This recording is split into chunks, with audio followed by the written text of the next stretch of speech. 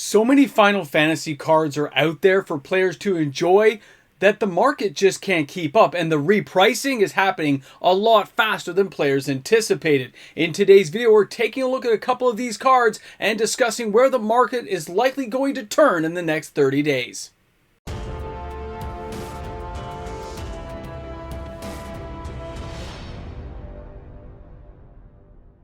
Final Fantasy is still giving players a lot of opportunity. Welcome back, everyone. MTG Moxman here, and thanks again for hanging out with me today for another video. Now, what am I talking about opportunity? The boxes cost a fortune, Moxman. We can't get our hands on them, and even if we can, we've got to pay top dollar to get those things. Well, hold on there, because somewhere in the backdrop, somebody's opened those boxes, and now we have a whole bunch of single cards starting to hit the market. And in case you guys haven't noticed, the single prices aren't exactly where they were even 20 days ago.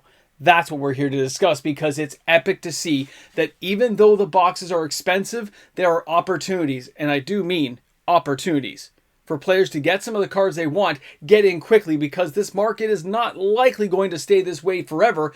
As cards find homes and as things start to get bought up, we all know that there probably won't be a lot of spare boxes around. Somewhere, 15 days from now, we're going to start running short in a lot of areas around the country, and that means that a lot of things are going to get repriced a lot faster than people anticipate. But this is what we talked about. We've got a glut in the market. We've got some opportunities. So what are we talking about? Well, take a look at the cards here, okay? So the first card I want to share with you guys is Jumbo.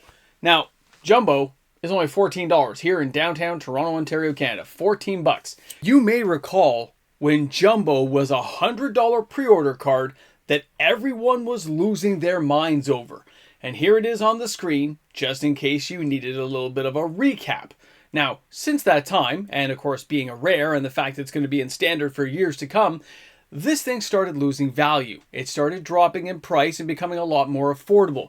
Right now, this thing's down to an average price of $10, which means from its pre-order pricing, it lost 90%. And no, nobody should really be shocked over that, because this does happen all the time in Magic the Gathering as we get closer to release and cards start to become more abundant from, pre-releases and box opening videos, and we see how often the card appears.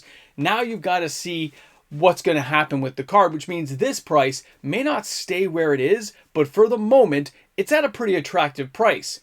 Now, what do I mean by attractive? It's $10, Moxman. That's right, guys, it is.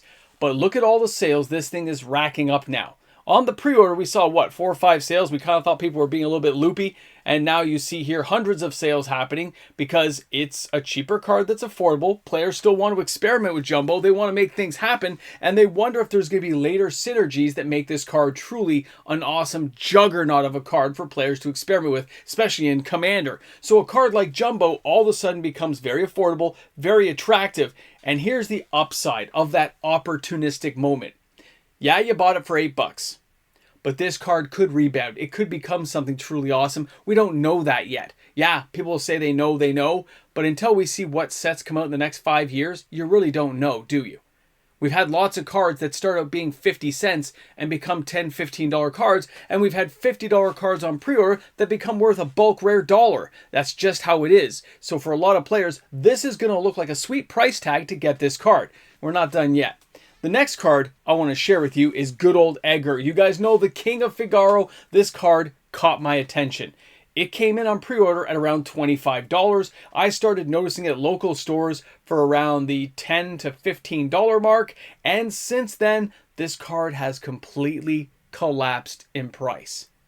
It went from being that $20 pre-order, $25, all the way down to 76 cents. So again, we're faced with a card that has lost 90% or more of its value. Where does that leave players? Well, when you look at this card now for 25 cents US, this card's all of a sudden very affordable, and it's selling lots of copies because players still want to chime in and try having some kind of deck that makes things go your way. With the two-headed coin effect, it could be something fun. It may be something awesome later, but right now it wasn't worth that price tag, and players made that readily apparent because they weren't pre-ordering it at 25, at 20, at 15, or at 10. They let it sink down, and of course, here's where opening boxes really comes into effect. Because as we have box opening videos, as we start seeing stores mass rip open boxes to meet the single demand, some cards are going to be more popular. Some variants of those cards are more popular. Certain cards are going to hold a very high value because they're the chase cards. They're the very hard cards to get. And if you find one, it's considered special and you got to pay top dollar. But that also means that there's all kinds of other cards out there from this set. All cards of decent quality because so many cards in this set are playable. And you look and say, that's a 50-cent card, that's a 40-cent card, that's a 25-cent card, that's a 50-cent card. And before you know it, you can basically build a very large collection of rares, uncommons, even some mythics, spending barely any money. And there is a likelihood that some of these cards are going to rebound at some point. Others will never move beyond where they're at now, other than being a playable, fun card that probably finds a moderate home in some other form of commander deck or other format later on down the road, including standard. Again, we still got Spider-Man, Edge of Eternities. You got years worth of sets where some of these Final Fantasy cards might really connect well and become something huge. And that's where that opportunity is going to come in for players to take advantage. Now, a lot of players won't see it. They're going to look at the bad boys of comedy, the most expensive cards in the set. They're going to look at the chase. They're not looking at the commoners. They're not looking down here going, it's a 50-cent card. I don't care about that. People didn't care about the talent cards either. Did the Caretaker's talent? People didn't care. How about Stock Up? Do you guys remember Stock Up? Yeah, I remember Stock Up. You look at those cards and you see where they went. You see where they are now. And that is something to consider and something to think about before you just shuck off the idea that any of these cards are going to be worthless or really great. Nobody really knows. There are playable cards, and there are very, very playable cards. And some of these haven't been discovered yet because the set is so big and players are trying out these crazy killer combos. Expect in the next couple of weeks a lot of these things to find a home. To find constructed formats that enjoy using them and can get the win quicker because of them. The more popular these become, the more shortages we see on that card supply. And of course, knowing what we know, there's not going to be a lot of boxes available. And that is going to shift the pricing of many of these regular cards that are opened all the time. Well, if somebody walks in and speculates on 100 copies and spends 20 bucks getting 100 copies, right?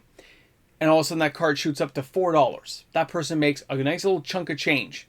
But you still have a hard time finding the card because a lot of other people did the exact same thing, cornered the market, took the cards, and now they're not available, and you got to pay the higher price tag, even though it really shouldn't be that price. There's just a shortage because there's no cards available.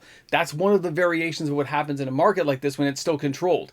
It can't be as controlled and manipulated like the reserve list, but there's still a lot of players playing in these pools of cards that can still do a real discrepancy pricing and make it look like something it's not. And that means if you don't want to get it now, don't worry about it till way down the road. If you can't afford a couple of bucks here and there to speculate or buy the cards you want right now, you're going to want to wait a lot longer to see how things smooth out.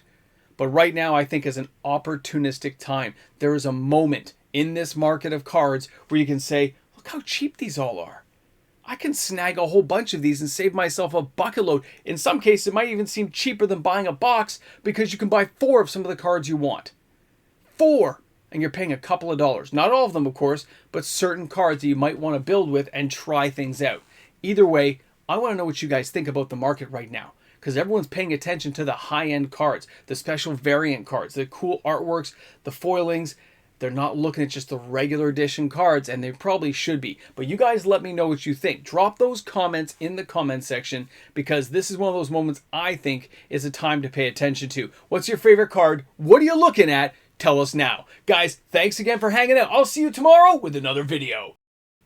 Hey guys, a big shout out and thank you to the fantastic patrons of my channel. If you're one of the patrons supporting me each and every day, thanks again, guys. Without you, it just wouldn't be possible. And whether you're a patron or a YouTube membership member, you're still supporting each and every day, making a difference in the availability of uploading content, editing, and researching for the channel. So thanks again for being here, guys. Thanks for being supporters. And of course, I will see you guys tomorrow with another video. Okay, welcome back to the Ramble Jamble. You've made to that section, that moment in time where I have a smidgen of coffee. Got a little bit of coffee. There's no coffee grounds. Nope, no coffee grounds. So, At this moment, it is going to be Wednesday. Okay? There definitely will be a Thursday video because I have time to do the Thursday video. I do not know about Friday. Okay? Friday may not have a video, and I apologize for that if it comes to pass because I will try to get it done. I really will, guys. But there's always a chance. I mean, my kid's birthday. You got to be there. You got to do all these crazy things and have a good time with your family once in a while, right? So that leaves only so many hours. No matter how much I compress those hours down, compress it into a Titan, it doesn't always work out. I'll do my best. I hope it's okay. Well, of course it's okay. It's my kid's birthday. I know you guys would say that. I know you're thinking the same thing. Relax, Mox, man. Take a day off. But we all know it's hard to do that for me. But that's okay. Guys, thanks again. It's awesome. Mini Mox's birthday is on the 12th of June. Whew, 2 days away. Wow. Crazy times. All right. Did I get a birthday present? Ooh. Birthday cake? What? I'm thinking about it. Guys don't. We take time to decide this stuff. I don't plan that far ahead. Yes, I do.